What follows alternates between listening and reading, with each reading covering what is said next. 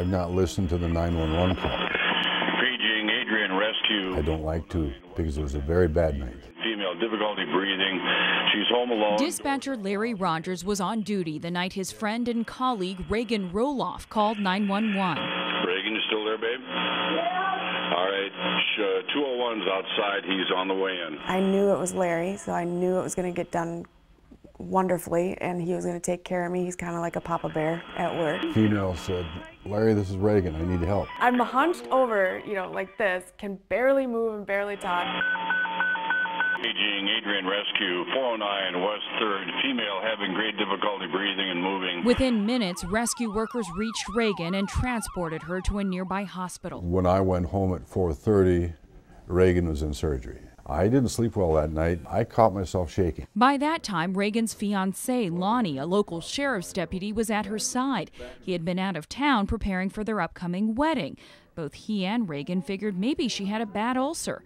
About a week later, the doctor entered the room. So I could tell right away when he walked in it was going to be bad news for some reason, and that's when he said, "You've got cancer." Shocked. Cancer had perforated the wall of her stomach. There was a chance it had spread throughout her abdomen. I have a wedding in 4 weeks. I'm getting married in 4 weeks. Regan and Lonnie were not going to let this disease destroy their dreams. We weren't going to change the wedding date. We were going to go on with it regardless. All right, let's fix this. They went to Mayo Clinic, where oncologist Robert McWilliams and surgeon John Donahue led the medical team who cared for Regan. We again started off with a look in the abdomen to see if there was any evidence of spread of the tumor away from the stomach itself. There wasn't, but to make sure, Regan started treatment with chemotherapy.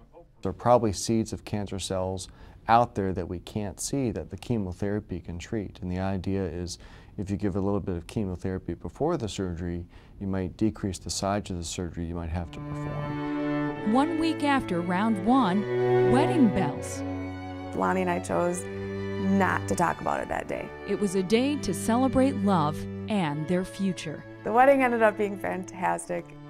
But afterwards, their work began. 2 more rounds of chemo, then surgery, which involved removing 2/3 of her stomach.